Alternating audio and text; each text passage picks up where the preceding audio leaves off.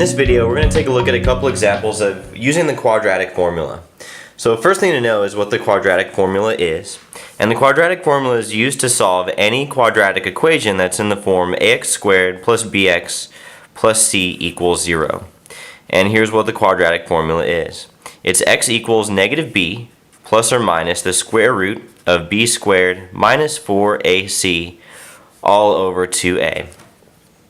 What the quadratic formula does for us is it allows us to have a formula that can solve any quadratic equation that you can come up with without having to use completing the square. Completing the square is a process that kind of takes a lot of steps and there's a lot of thinking involved, and this just takes that and generalizes that process. So let's take a look at a couple examples of how this is used.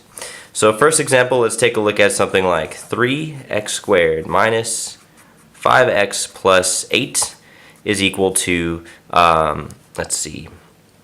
negative 2. So the first thing you need to look for if you're using the quadratic formula is you need it to be equal to 0. So right now this equation is equal to negative 2. So let's go ahead and add 2 to both sides. So we have 3x squared minus 5x plus 10 is equal to 0.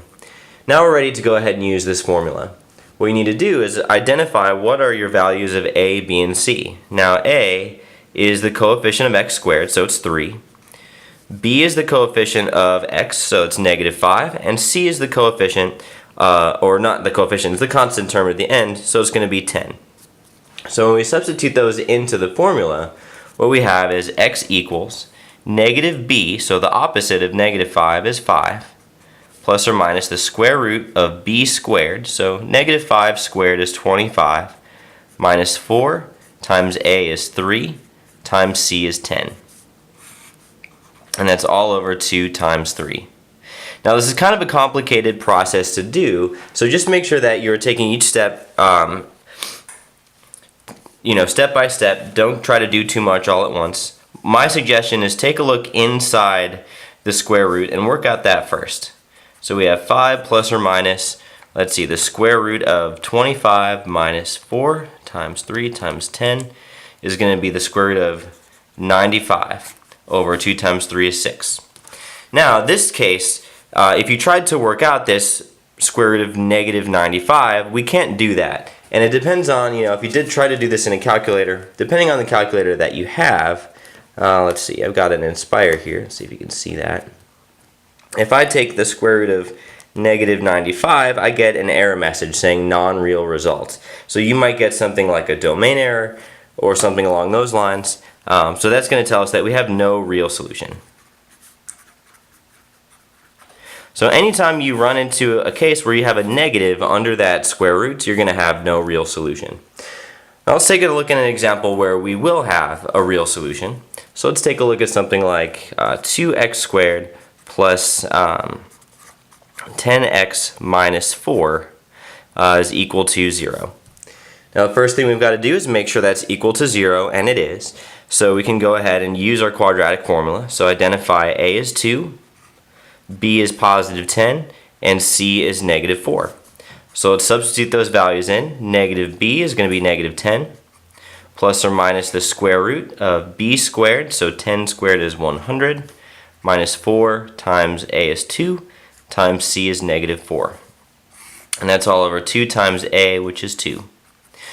Now when we work out what's underneath that radical, we have negative 10 plus the square root of, we've got 100 minus 4 times 2 times negative 4, and that's going to be 132. Over 2 times 2 is 4.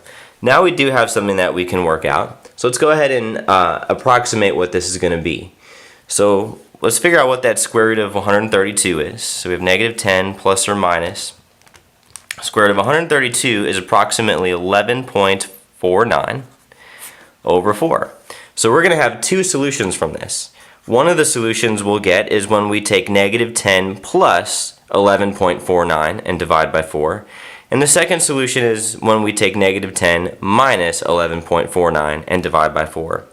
So let's go ahead and do that. When you take negative 10 plus 11.49, you get 1.49 over 4, which is going to be about 0.37 Yeah, that's about good enough. We'll go to the 100th there. So about 0.37. And when we take negative 10 minus 11.49, we're going to get negative 21.49, which is over 4. And that is going to be approximately negative 5.37. So we have two solutions from this, positive 0.37 and negative 5.37. So let's go ahead and take a look at just checking that, our two solutions. So let's take my calculator out here, and we'll take a look and see that those worked. So I'm going to take first 0.37, so we'll take 2 times 0.37 squared plus 10 times 0.37 minus 4, and I should get just about 0. We rounded, so it might not be exact, so it should be very close to 0, and negative 0.02, so that is really close. Let's do the same thing with the negative 5.37, so 2 times negative 5.37 squared plus 10 times negative 5.37 minus 4 should be just about 0, and it is the same thing. So this is the gist of what you need to do for the quadratic formula. Make sure that it's equal to 0, and then identify A, B, and C. Substitute those into your formula, and then work it out step by step until you've got your two solutions. If you run into a case where you have a negative and a square root, that should lead you to having no real solution, so look out for that.